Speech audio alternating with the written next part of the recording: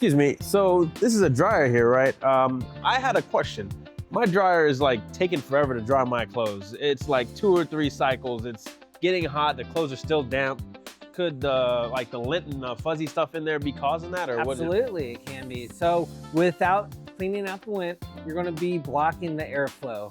And so without proper airflow, it's just going to get hot inside of the drum, but the airflow is not going to move past the clothes, drying them properly, so it'll take a bit longer. Okay, well, yeah, I know I'm supposed to like clean it out like every time, but what happens if I don't do it once or twice? Is that going to have any long-lasting ramifications? It definitely will. Okay. It will definitely be pushing some more lint through the exhaust and building that up within the wall. And then you're going to have to get some cleaning done as well. Yeah, so I guess that leads into like when people say that sometimes like dryers can cause fires. Is that how like the lint getting stuck in there is? Absolutely. And those are the cases that people just do not clean it out at all.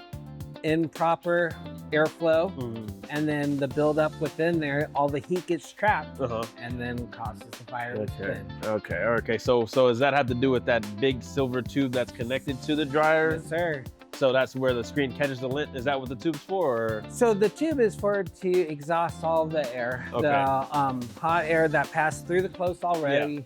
There's probably humid and just pushes it out so it can introduce dry, hot air to the clothes. But with that, it will bring some of the lint through there, and the lint will get trapped where it bends too. Okay, all right. Well, I guess that makes sense. I guess I should just go clean it out before. Yes, sir. That's the best idea. Well, thank you for your time.